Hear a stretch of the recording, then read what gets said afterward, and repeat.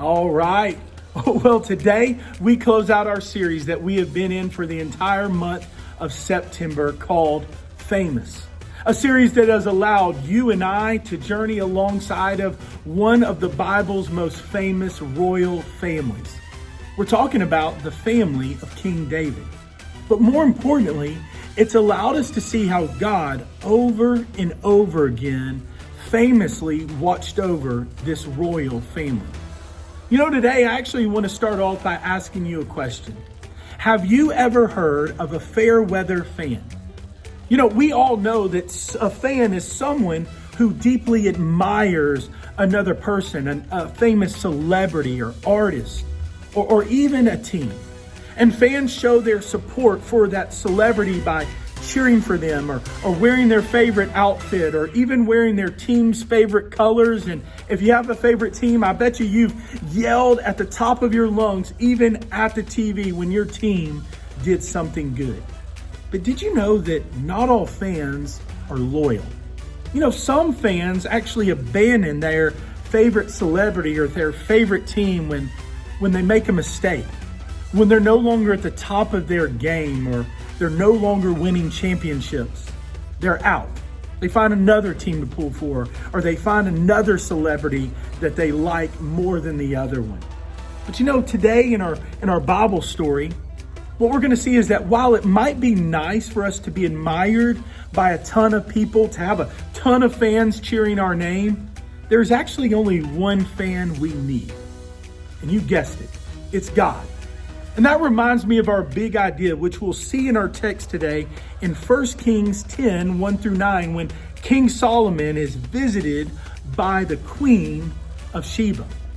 And our big idea is this: when you're loved by God, you don't need to be liked by everyone. How awesome is that truth? So let me encourage you to take a few minutes, hit pause on this video, and as a family, read the text together. And then also use our family resource page, which we have provided on our family worship page to really help bring this big idea and make it come alive.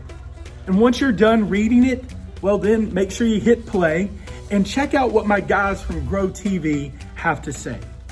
Then right after the Grow TV, we have provided you with some discussion questions that hopefully will help you understand how this big idea impacts every day of your life. With that said, we want to say have a great week.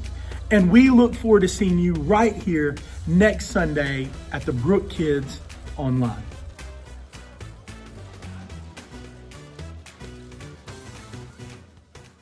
Oh, hey there, you fancy little chicken nuggets. It's me, Carl, and welcome to Grow TV. Welcome to Brook TV, hosted by Carl, where we have fun with our friends, talk about Jesus, and go over everything the Bible has to offer. Now once again, welcome to Brook TV. Hi there, y'all. Hope y'all are having a fantastic day. I want to take a quick second and give you a big old apology for how I acted last week. You see, I was so distracted by my new fame, it kind of got me in a weird headspace. But I'm better now because I realize that God has done so much for me. I now know that I can do so much by giving God what I have. So, now that that's out of the way, I have some big news. I released another dancing video. And guess what? It has millions of views! Haha, I tell you what, I got some moves. Check it out.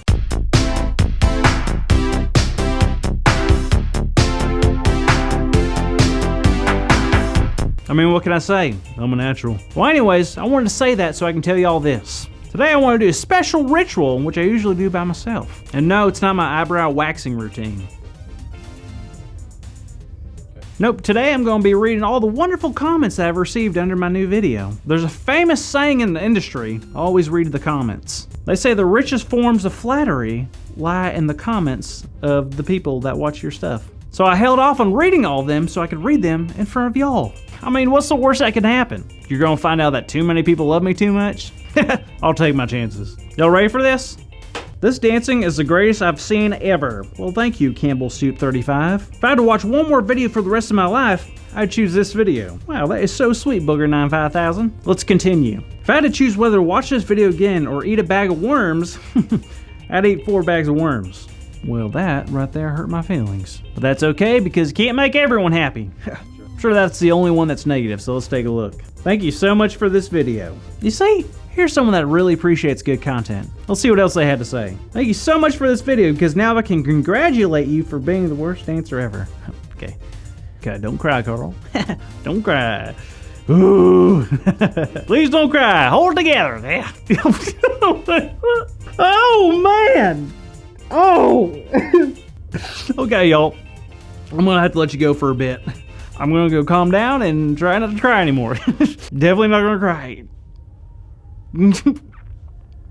Alrighty then, that's pretty rough. But I think Carl's gonna be okay, because there's certainly a lesson that Carl needs to learn, but we're also gonna learn that through today's story. And this story takes place in 1 Kings chapter 10 in the Old Testament. Now Solomon is still the king and he's doing great. And quickly rumors about how rich and wealthy and powerful and wise King Solomon really is begin to spread all over the land.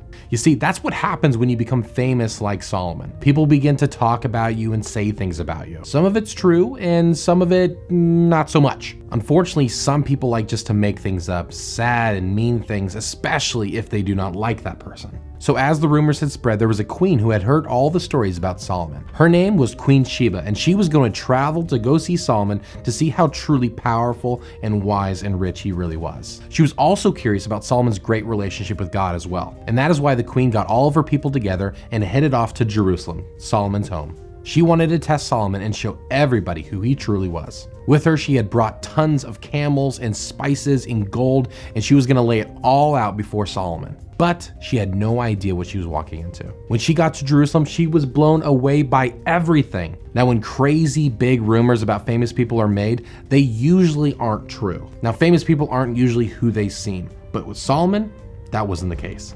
Queen Sheba had heard that Solomon had great wisdom and wealth and riches, but this was bigger than she had ever imagined. There was more gold than she expected. There was food on every table. The servants and the officials were in robes. She was blown away. And she was incredibly impressed with the temple that Solomon had built for God. I mean, she could not believe her eyes. Then she went to test Solomon with questions. Now, she probably wanted Solomon to slip up or to fail, as that way he could prove to everybody that Solomon is not as great as a king as everyone has made him out to be. But guess what? Solomon had passed the test. He answered every question with no problem at all. Queen Sheba was so impressed she could not believe that every rumor she had heard about was actually true. God had truly blessed Solomon, and she realized how happy all of the people of Israel must truly be to have King Solomon as their leader.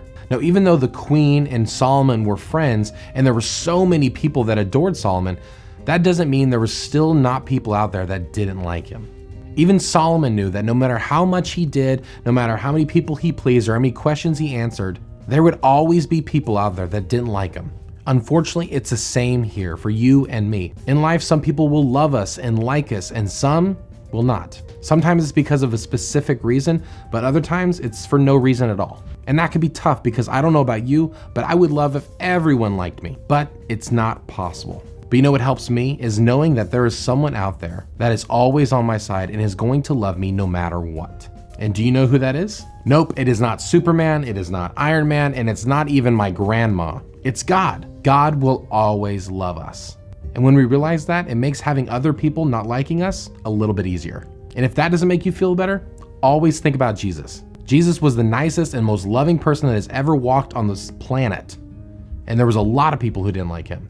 So as long as we are loving God, giving God what we have, and loving other people's, that's all that matters. When you're loved by God, you don't need to be liked by everyone. Did you hear that, Carl? Huh?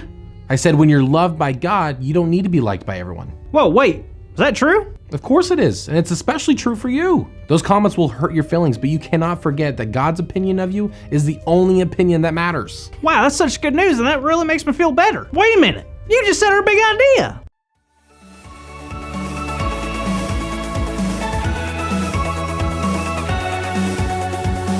Today's big idea is when you're loved by God, you don't need to be liked by everyone. So let's shout it out on the count of 3. 1, 2, 3, when you're loved by God, you don't need to be liked by everyone. Woo-hoo! Now, while y'all are listening to the story, I discovered that the saying, you should always read the comments, doesn't exist. It's never read the comments. And if you do, just make sure to bring a buddy with you so you can remember your big idea. When you're loved by God, you don't need to be liked by everyone. Just because someone doesn't like you doesn't mean that God doesn't love you forever and also give you everything you need along the way. To be honest, I don't know if this whole being famous thing is for me.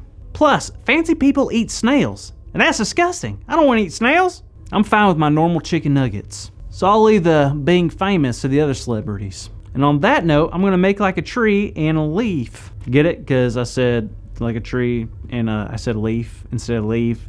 It's a pun. I don't know if you guys know about what a pun is, but you will learn like today, like right now. Okay, see you kids. Thank you for watching, and tune in next week for a new episode of Pro TV.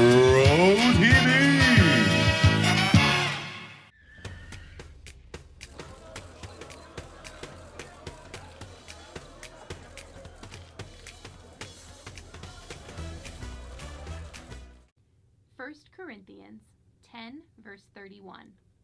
So whether you eat or drink or whatever you do, do it all for the glory of God.